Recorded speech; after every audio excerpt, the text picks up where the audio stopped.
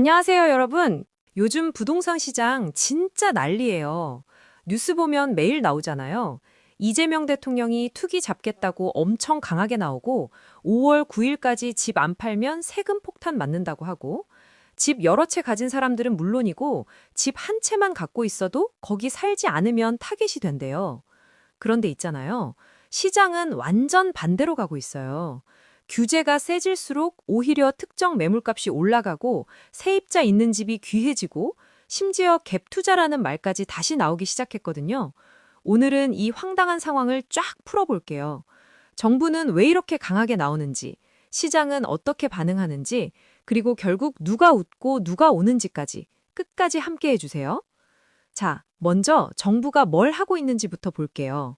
이재명 대통령이요, 취임하고 나서 계속하는 얘기가 있어요. 투기는 반드시 잡는다. 이게 그냥 말만이 아니라 진짜로 실행에 옮기고 있거든요. 집 여러 채 가진 사람들은 당연히 타겟이고요. 여기에 더해서 비거주 1주택자라는 카테고리까지 생겼어요. 이게 뭐냐면요. 집은 한 채만 갖고 있는데 실제로는 거기 안 사는 사람들이에요. 예를 들면 이런 거예요. 강남에 집 한 채 사놨는데 본인은 지방에서 전세 살면서 집값 오르길 기다리는 케이스요. 집은 한 채지만 실거주는 안 하니까 투기 목적으로 보겠다는 거죠. 5월 9일, 그 데드라인. 그럼 정부가 꺼낸 가장 강력한 카드가 뭘까요? 바로 양도세 중과 부활이에요. 지금까지는 다주택자도 어떤 조건만 맞으면 양도세 중과를 안 내도 됐거든요. 근데 이게 5월 9일로 끝나요. 그리고 정부는 절대 연장 안 한다고 못을 박았어요. 쉽게 말하면요. 5월 9일 전에 팔면 세금 혜택 받을 수 있는데 그 이후에는 세금 엄청 많이 내야 된다는 거예요. 다주택자들한테는 사실상 5월 9일 전에 팔아라는 최후 통첩인 셈이죠. 여기서 끝이 아니에요. 이른바 똘똘한 한 채 전략 쓰는 사람들도 이제 조심해야 돼요. 강남이나 목동, 분당 같은데 집 한 채만 딱 사놓고 거기 살지도 않으면서 집값 오르길 기다리는 사람들. 이런 투기성 1주택자들한테 장기 보유 특별 공제도 깎겠다는 얘기가 나오고 있어요. 예전에는 집 한 채면 괜찮겠지 했던 사람들도 이제는 안심 못하는 상황이 된 거죠. 정부가 여기서 멈췄을까요? 아니요. 대출 연장 제한하고 임대사업자 혜택도 줄이고 이제 마지막 카드인 보유세 강화까지 만지작거리고 있어요. 보유세가 뭐냐면요. 집을 갖고만 있어도 내야 하는 세금이에요. 이게 올라가면 집 여러 채 가진 사람들은 매년 나가는 돈이 늘어나는 거죠. 버티기 작전이 점점 힘들어지는 겁니다. 이렇게 규제가 세지니까 처음에는 다들 이렇게 예상했어요. 아, 매물 엄청 쏟아지겠다 하고요. 5월 9일 전에 팔아야 한다는 압박감 때문에 다주택자들이 앞다투어 집을 내놓을 거라고 생각한 거죠. 실제로 일부 지역에서는 매물이 좀 늘어나기도 했어요. 근데 말이죠. 시장이 정부 생각대로만 움직이지 않았어요. 오히려 이상한 일들이 벌어지기 시작했거든요. 첫 번째, 매물은 늘었는데 거래는 오히려 줄었어요. 왜 그럴까요? 무주택자들이 대출을 받기가 너무 어려워졌기 때문이에요. DSR 규제라는 게 있는데요. 쉽게 말하면 네 소득으로 이 대출을 갚을 수 있어? 하고 엄청 깐깐하게 따지는 거예요.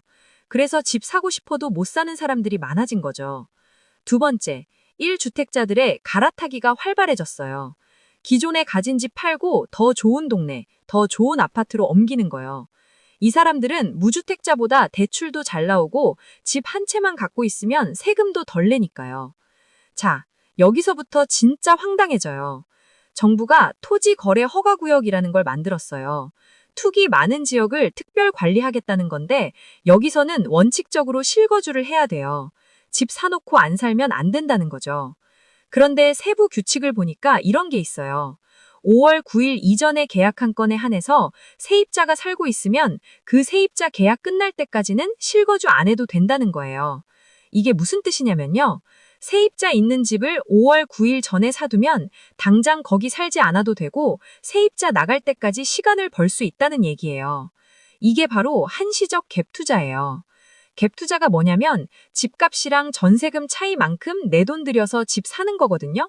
그러니까 적은 돈으로도 집을 살 수 있고 세입자가 나갈 때까지 보유하다가 시세 차익을 노릴 수 있는 거죠. 결과가 어떻게 됐냐면요. 세입자 있는 매물이 오히려 더 비싸졌어요. 완전 역설이죠? 규제 피할 수 있는 합법적인 구멍을 시장이 찾아낸 겁니다. 그런데 여기서 잠깐, 여러분, 이상하다고 생각 안 드세요? 왜 갭 투자가 가능할까요? 왜 세입자 전세금으로 다음 집을 살 수 있을까요? 바로 전세 제도 때문이에요. 생각해보세요. 집주인이 세입자한테 받은 전세금으로 다음 집을 사는 거잖아요. 전세금이 집값의 70, 80%까지 올라가니까 내 돈은 거의 안 들이고도 집을 계속 늘릴 수 있는 거예요. 사실상 무이자 대출을 받는 거나 마찬가지죠. 이게 한국 집값이 계속 오르는 핵심 메커니즘이에요. 정부가 아무리 양도세 올리고 보유세 올리고 DSR 규제 강화해도 전세 제도가 있는 한 갭 투자는 계속될 수밖에 없어요. 만약 전세를 점진적으로 없애면 어떻게 될까요? 첫째, 갭 투자가 불가능해져요. 집주인이 세입자 돈으로 다음 집을 못 사니까요. 둘째, 투기 수요가 확 줄어들면서 집값의 하락 압력이 생겨요. 셋째, 그때 실수요자들한테 대출 규제를 완화해 주는 거예요. 낮아진 집값에 대출도 잘 나오면 진짜 집 필요한 사람들이 살 수 있게 되는 거죠. 물론 쉽지 않아요. 당장 전세 없애면 월세 감당 못하는 사람들 때문에 난리 날 거고 기득권 반발도 엄청날 거예요.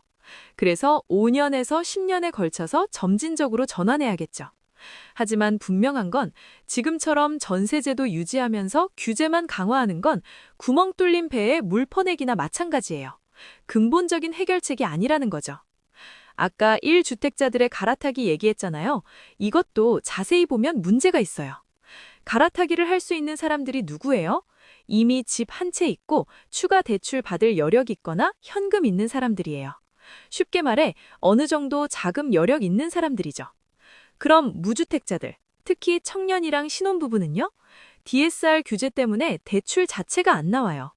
집값은 비싸고 전세금도 비싸고 대출도 안 되고 주거사다리 첫발 올리기가 더 어려워진 거예요.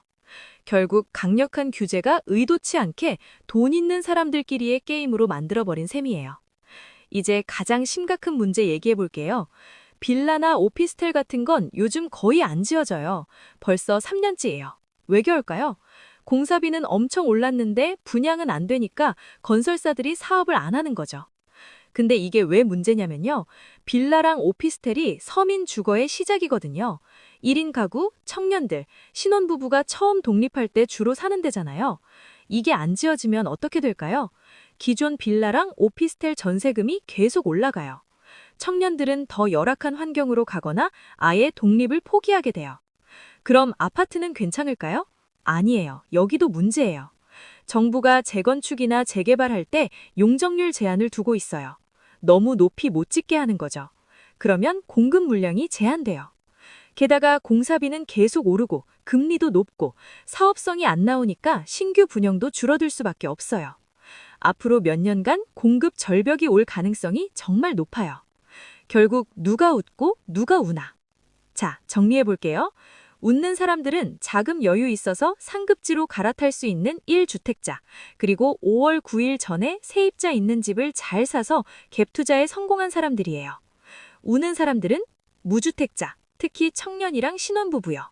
대출도 안 나오고 전세금은 비싸고 월세는 계속 오르는데 월급은 제자리, 주거사다리 첫 계단조차 못 올라가는 상황이에요.